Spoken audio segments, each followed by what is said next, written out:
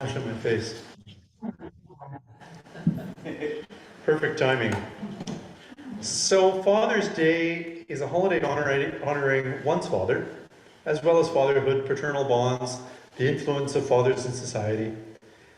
And I found some interesting trivia. In the United States, Father's Day was founded in the state of Washington by a young woman, Sonora Smart Dodd, in 1910.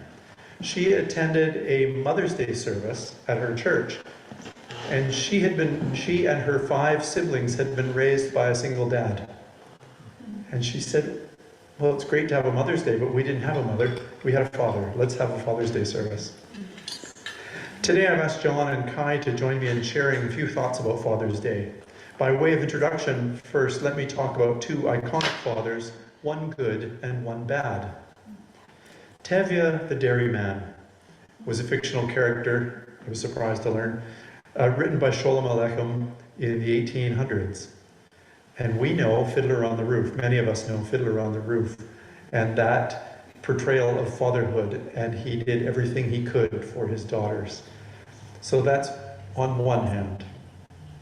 On the other hand, Darth Vader. So George Lucas had his first movie project was a science fiction movie, and he loved science fiction movies. There was no, in the late 1960s, there was no appetite in the United States for a new science fiction movie, so he directed a little film over just a week or so called American Graffiti, and that cost only $1 million to make, and it started making millions of dollars in the theaters. And with that, he was able to write a draft of his a Flash Gordon update. He actually wanted to shoot Flash Gordon. He couldn't get the rights to it, so he had to write his own movie called Star Wars, which he wrote. The theaters thought, nobody's going to watch a movie about space, so they gave him a tiny budget and sent him to a little theater, a little recording studio in England.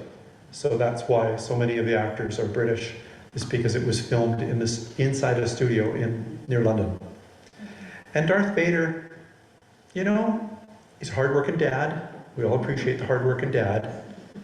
And I think he ends up cutting the hand off his son, and I'm sure he's going to apologize for that, like my dad would have. But I think between Tevye the Dairyman and Darth Vader, that sort of sets the limits of what we're talking about today for Father's Day.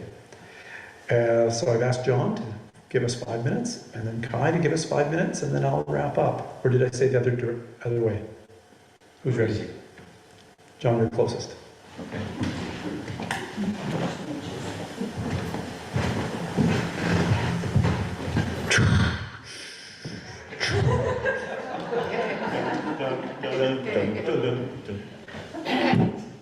I once used this beginning in a talk I gave to adoptive parents, adoptees, and birth parents. In the beginning, there was frolicking, and it was good. But it can turn out that it's not always easy to conceive children, much less raise them. In addition to the monthly punishment of failed attempts when one has some difficulty, medicine brings a host of tools and investigations. Handing in your sperm sample is a humbling experience, for example, but nothing like what my partner was experiencing. The point is that there are different ways to become a parent, or in my case, a father. We took the adoption off-ramp from medical procedures.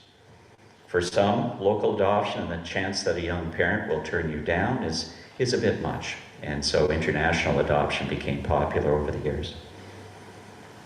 My father-in-law in the UK had a head nurse from Mauritius in the Indian Ocean who knew a woman who had placed a child in an orphanage there. When the time came, we traveled to approximately the other side of the world. When they walked down the middle with bug spray, we kind of thought, well, that's interesting. We landed and found that the sergeant of the police inspector who was married to the contact person was doing the Jedi mind tricks to get us through the airport quickly. That didn't work on luggage, but other than that. We arrived at their home, and there was an 11-month-year-old boy sitting on somebody's lap. And they said, here's your son. Attachment might have been a bit more complicated than that, but you had to admire their enthusiasm. We raised Evan, and attachment grew. I remember heading into the world with a child who was clearly adopted and wondering, what are people thinking? I was spoiling for a fight. They just would push him on the swings, though, and you can't really shout at them for that. It takes time for both the parents and the child to have a child, be in relationship with a child. So biological children, should we try one more time? By this time it had been 8 years of trying. I really wanted the money back from those early years with the condoms and everything, but anyway. So the internet said, use birth control, stop, and then do that thing. So why not? Let's try that. So Evan is about 5, and I'm tying his shoes to go out for Halloween. And a positive pregnancy test slides across my field of view. The rest of the night was a bit of a haze, and the world has never been quite the same. So we had lots of procedures in creating this family, but they produced actual humans who would interact with each other too. I think Evan had trouble in the early years with the fact that June did not leave. It was a nice visit and all, but you could go. For example, he kept a box of the heads of June's Lego people. No threat there. So Evan and June was, and to a degree are, writing versus dancing and acting. Cars and welding versus software engineering. Many, many partners versus one who June is now married to. When I mix up their names, Evan likes to point out that they are color-coded, so... At present, Evan works hard to take care of his separated parents and regularly checks in, which we might not have expected years and years ago. He's a remarkable human who knows many things. Both the boys do, and they are good friends to their friends. Their relationship with each other, well, I have different relationships with them as a father. With Evan, I learned how to tack a horse and write a check and watched horses go in circles for hours. The riding parents would just sort of huddle next to each other for warmth and go frighteningly fast in shows. He now asks if I'm going to be at home at a decent time for when he makes dinner. Last night, a friend asked Evan about any particular memories he had of me as a father. It's kind of a clever idea. I wish I'd thought of it. Carrying him on my shoulder in airports and the hilarity that ensues when you don't watch for things above you is a favorite. He also said last night that he liked underducks. So you got your 33-year-old welder telling you he really liked underducks. And situations where I would make one pratfall or another. I think he likes safety and love from me. And I'm kind of happy to provide that. With June, I watch dancers go in circles for hours and perform in shows. When June regales me in some detail about his work, I'm very grateful that computers generally do what they do without me fully understanding why. The therapist I work with says she works on her meditation during periods like this with her sons. But my job as a father is clear. I listen intently. I am there. I'm completely present. At one point, I was inspired to film June once a week for several years, talking about life. I have not taken the opportunity to look at those videos, and I really must. Whatever the record that resulted, it afforded the chance to talk about many things with him. A central value in my model of fatherhood. Now that I'm living with Evan, it's repeating there too. He'll sit down in the chair and it's time. These boys are remarkable. I'm very proud of them. They will do fine.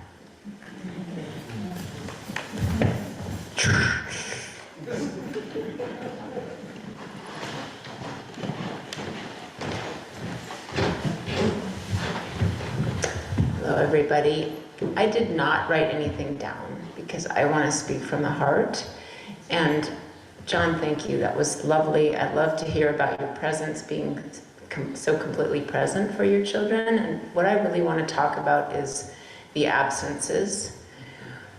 I have a lot of pain around fathers, and I don't know if it's connected with me as my particular perspective on our gender system. I just consider that we live in a very toxic one, and its impact on people is, I see the negative, so maybe that's my perspective, but my experience of fathers has been loaded with pain.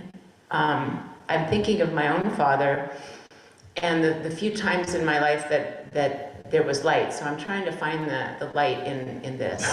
When I was between about 10 and 16, we did have a closeness through physical activity, backpacking, climbing. He taught me to lead as a rock climber.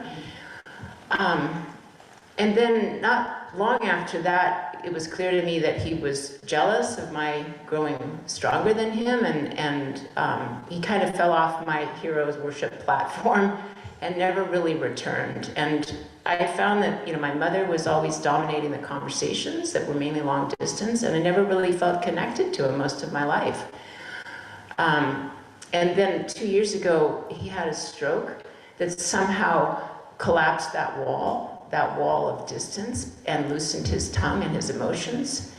And I was in Nashville, Tennessee, helping him, visiting him in the care home. He had permission to come home for one visit for one day. And I remember his latest graduate student was there visiting with his wife from Ukraine. And this student, Bogdan, it was amazing to me to watch them, because it was like he was in love with my dad. It was some sort of a love relationship. He was dismissing his wife and sort of just fawning. He was so attached to my dad. And he was telling me all about how wonderful my dad was, because he was so social, and everywhere he went, he loved people. And this was like, I never knew this person. I didn't know him at all. I thought he was somebody as a mathematician who couldn't talk to people.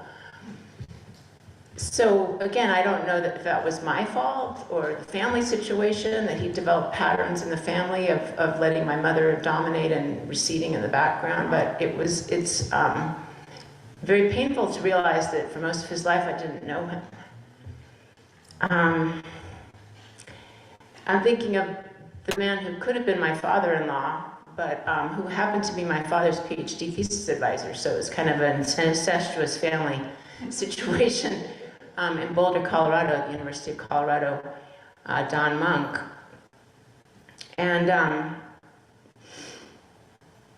he was also, as a mathematician, very closed to himself, but the family had a kind of habit of just being together, but not really talking about anything that I thought was meaningful. And when we were trying to have children, he listed all the things that I was doing, and was dismissively kind of implying that we wouldn't be able to take care of children. And I felt very hurt by it.